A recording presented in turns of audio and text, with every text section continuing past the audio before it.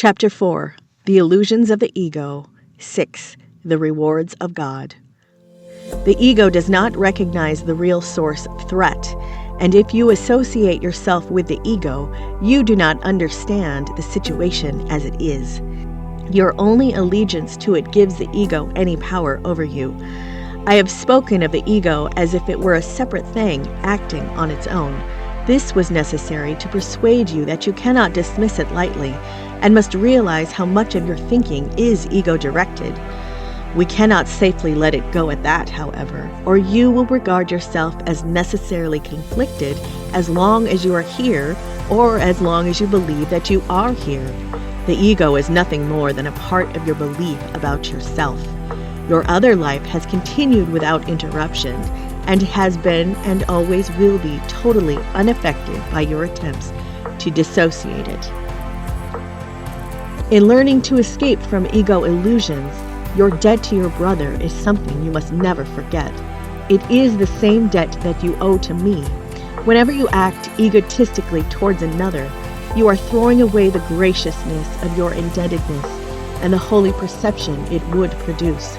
The term holy can be used here because, as you learn how much you are indebted to the whole sonship, which includes me, you come as close to knowledge as perception can.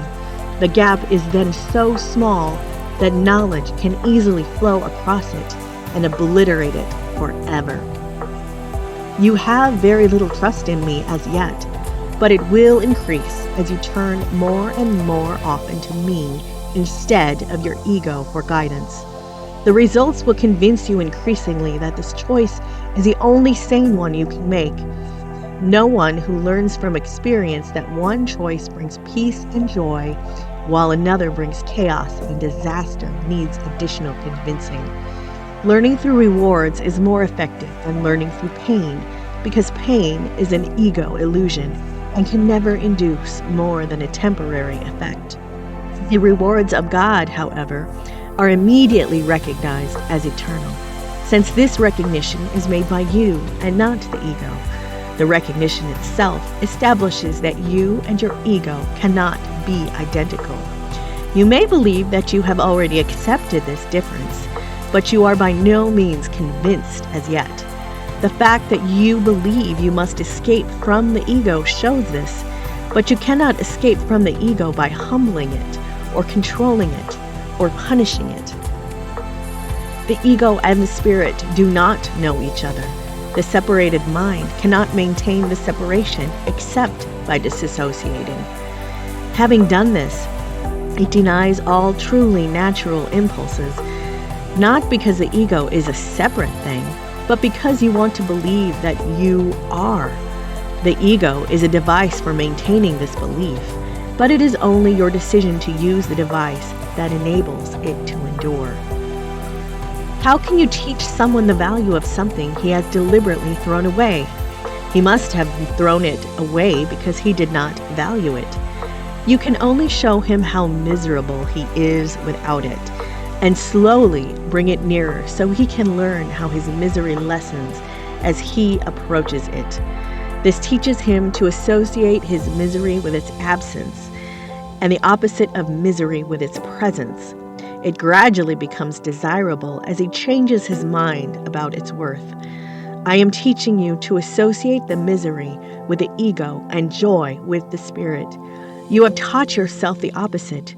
You are still free to choose, but can you really want the rewards of the ego in the presence of the rewards of God? My trust in you is greater than yours in me at the moment, but it will not always be that way. Your mission is very simple. You are asked to live so as to demonstrate that you are not an ego. And I do not choose God's channels wrongly. The Holy One shares my trust and accepts my atonement decisions because my will is never out of accordance with His. I have said before that I am in charge of the atonement. This is only because I completed my part in it as a man and can now complete it through others. My chosen channels cannot fail because I will lend them my strength as long as theirs is wanting. I will go with you to the Holy One, and through my perception he can bridge the little gap. Your gratitude to your brother is the only gift I want. I will bring it to God for you, knowing that to know your brother is to know God. If you are grateful for your brother, you are grateful to God for what he created. Through your gratitude, you come to know your brother, and one moment of real recognition makes everyone your brother because each of them is your father. Love does not conquer all things, but it does set all things right. Because you are the kingdom of God, I can lead you back to your own creations. You do not recognize them now, but what has been disassociated is still there. As you come closer to a brother, you approach me, and as you withdraw from him, I become distant to you.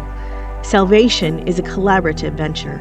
It cannot be undertaken successfully by those who disengage themselves from the sonship, because they are disengaging themselves from me. God will come to you only as you will give him to your brothers. Learn first of them, and you will be ready to hear God. This is because the function of love is one.